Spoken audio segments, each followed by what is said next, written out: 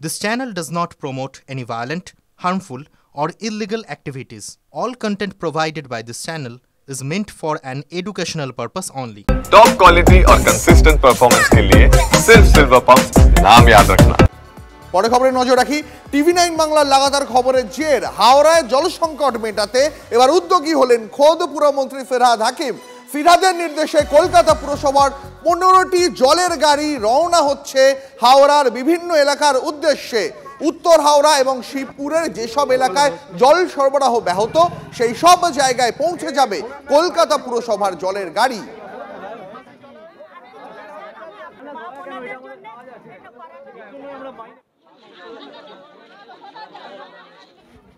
এর পাশাপাশি আরেকটা ছবি দেখাচ্ছি আপনাদের হাওড়া শিবপুরের বেলগাছিয়ায়। সেখানে এই তীব্র গরমের মধ্যে মানুষ জল পাচ্ছেন না, তারা বিক্ষোভ দেখাচ্ছেন। হাওড়া এবং শিবপুরে আজও জলকষ্ট চলছে। কলকাতা পুরসভা থেকে জলের গাড়ি যাচ্ছে। প্রয়োজনীয় নথি দ্রব্য সামগ্রী টাকা পয়সা দলিলপত্র নিজেদের কাছে রাখুন, নিরাপদ দূরত্বে সরে যান এবং বাড়ির বাচ্চা এবং বয়স্কদের নিরাপদ দূরত্বে রাখুন। হাওড়া জেলা প্রশাসন আপনাদের পাশে আছে। সমগ্র পল্লীবাসীকে জানানো যাচ্ছে Howrah civil defence and disaster ম্যানেজমেন্টের পক্ষ থেকে ভূমি ধস ও ভূমি ক্ষয়জনিত কারণে বিপর্যয়ের সম্মুখীন হতে চলেছে এলাকা।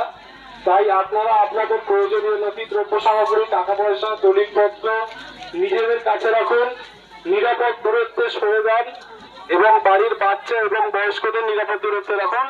হাওড়া জেলা প্রশাসন আপনাদের পাশে আছে। হাওড়া জেলা প্রশাসন পাশে আছে, কিন্তু হাওড়া জেলা প্রশাসন পানীয় জলটুকু মুখে তুলে দিতে পারছে না। তাই গরম পড়তেই তীব্র জল সংকট হাওড়া পুরসভায়। পানীয় জলের দাবিতে বিক্ষোভ দেখাচ্ছেন স্থানীয় বাসিন্দারা।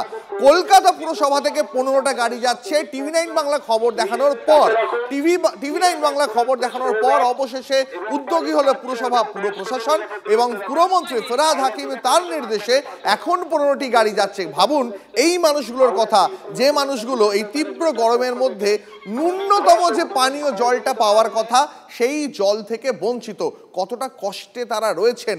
হাওড়া পুরসভায় তীব্র জলসংকট, বেলগাছিয়ার এলাকায় পাইপলাইনে ফাটল, উত্তর হাওড়া এবং শিবপুরের বিস্তীর্ণ এলাকায় জল সরবরাহ ব্যাহত। দেখুন সেই ছবি দেখাচ্ছি আপনাদের। পাইপলাইন সারানোর কাজ চলছে। হুগলির উত্তরপাড়া থেকে জলের গাড়ি পাঠানো হচ্ছে। অবস্থা সামাল দিতে পদক্ষেপ করা হয়েছে, এমনই সাফাই দিচ্ছে পুরসভা।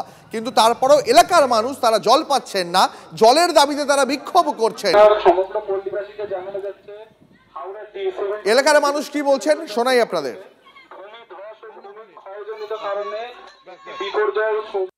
এখন অনেক সমস্যা আছে, আমরা তো এখানে থাকতে পাচ্ছি না, ঘর ফেটে যাচ্ছে। বাচ্চা নিয়ে কি করে ঘরের ভিতরে থাকবো? এই যে বাচ্চাগুলোকে নিয়ে যদি ঘরের ভিতরে থাকি তো ঘর কখনো পড়ে যেতে পারে গায়ে, বাচ্চা শুধু আমরা চাপা পড়ে মরে যাবো। এখন সমস্যা আছে না, কারেন্ট আছে না, জল আছে না, রান্না করতে পারছি, চারিদিকে ফেটে যাচ্ছে। বাচ্চা কাচ্চা নিয়ে কোথায় যাবো? রাত ভর চিন্তা হচ্ছে, ছোট ছোট বাচ্চাদের রাত্রে ঘুমাবো, যদি পেটে যদি বাচ্চাদের চাপা পড়ে যেতে কি হবে? স্যার প্রচুর আতঙ্কতে রয়েছি আমরা। রাস্তাঘাটে জল দাঁড়িয়ে যাচ্ছে, তারপরে বিদ্যুৎ নেই, জল নেই বাড়িতে। আমাদের সঙ্গে এই মুহূর্তে হাওড়া থেকে আমাদের সহকর্মী সুব্রত রয়েছেন। আমি সুব্রতর কাছে সরাসরি জানতে চাইব, সুব্রত এই পরিস্থিতি তৈরি হলো কেন? পরিস্থিতি এতটা খারাপ হলো কেন যে খোদ পুরমন্ত্রী ফেরহাদ হাকিমকে নামতে হলো? দেখো, একেবারে যেটা জানা যাচ্ছে বা যেটা ঘটেছে, এই বেলগাছিয়া ডাম্পিং গ্রাউন্ড 8 নম্বর ওয়ার্ড হাওড়া পুরসভার এই ডাম্পিং গ্রাউন্ডের সংলগ্ন এলাকা থেকেই একটা বড় জলের পাইপলাইন আছে। উত্তর হাওড়া, শিবপুর এবং এই বেলগাছিয়া অঞ্চলের প্রায় 10,000 মানুষকে জল সরবরাহ করে।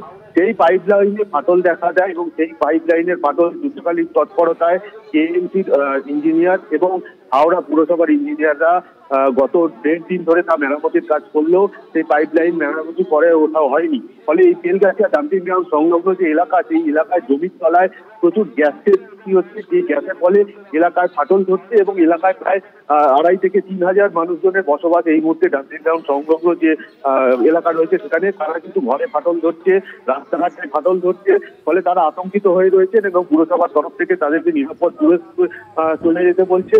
পাশাপাশি কিন্তু এলাকার মানুষজন এখানে কিন্তু বিদ্যুৎ বিচ্ছিন্ন করে দেওয়া হয়েছে। এর পাশাপাশি এখানে জলের কষ্ট রয়েছে, মানুষজন সকাল থেকে জলের জন্য বিক্ষোভ দেখাচ্ছেন। এলাকার মহিলারা সেই ছবি আমরা দেখাচ্ছি দর্শকদের। আপাতত তোমাকে অনেক ধন্যবাদ। পানীয় জলের গাড়ি অবশেষে কলকাতা পুরসভা থেকে রওনা দিয়েছে হাওড়ার উদ্দেশ্যে। পুলিশ প্রশাসন তারা কি জানাচ্ছে শোনাবো আপনাদের। কিছু এখানে ন্যাচারাল কিছু ঘটেছে, যার জন্য পাইপটা ফেটে গেছে, মেইন জলের 1500 ডায়ামিটারের যে পাইপ। তারপরে আপনার তার সাথে রাস্তা বিভিন্ন জায়গা ক্র্যাক করেছে, একটা বড় সড়ো প্রবলেম ঘটেছে।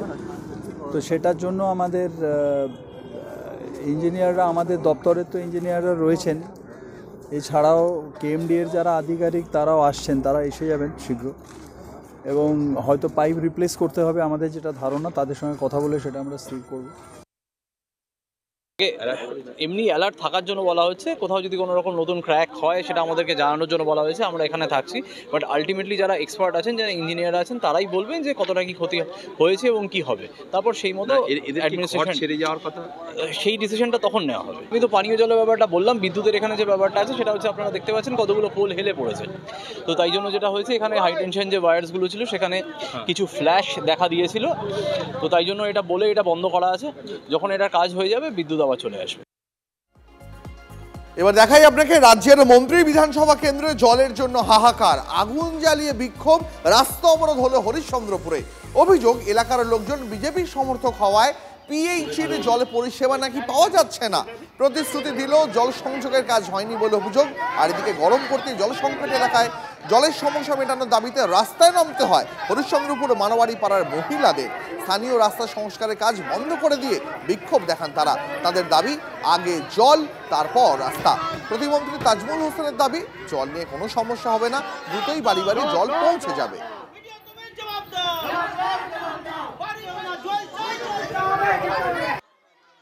জল না পাই, জল না খাই, কি করে বাঁচবো? কিছু দেখছেন আমাদের জন্য জল দিবে, তারপরে রাস্তা বানানো যাও।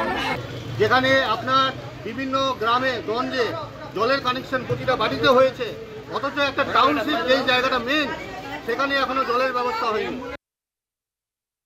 ওটা আমাদের যেখানে যেখানে টেন্ডার হয়ে গেছে সেখানে কাজ হচ্ছে, আর যেখানে বাকি আছে সেখানে টেন্ডার হবে, কাজ হয়ে যাবে।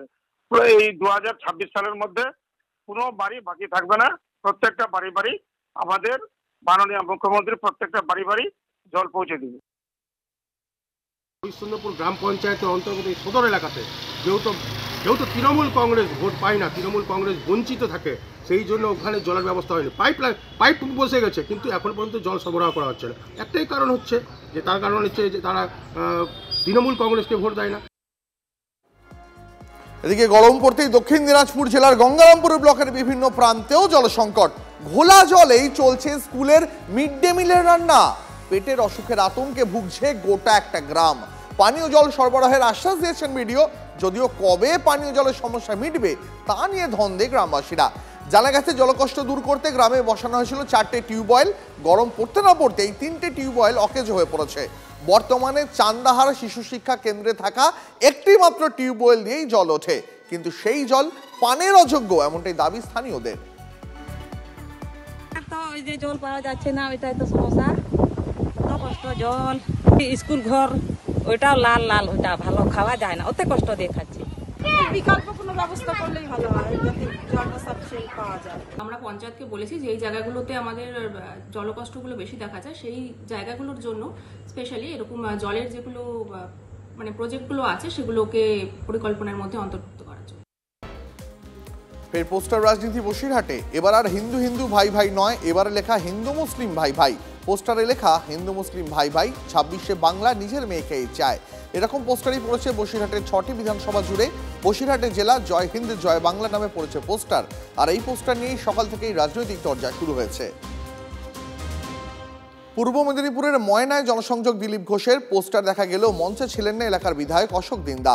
ময়নার বাগচা এলাকায় ফুটবল খেলার পুরস্কার বিতরণী অনুষ্ঠানে যান বিজেপি নেতা। অনুষ্ঠানে যোগ দেওয়ার কথা থাকলেও যাননি বিজেপি বিধায়ক অশোক দিন্দা। দেখা যায়নি এলাকার একাধিক আদি বিজেপি কর্মীকেও।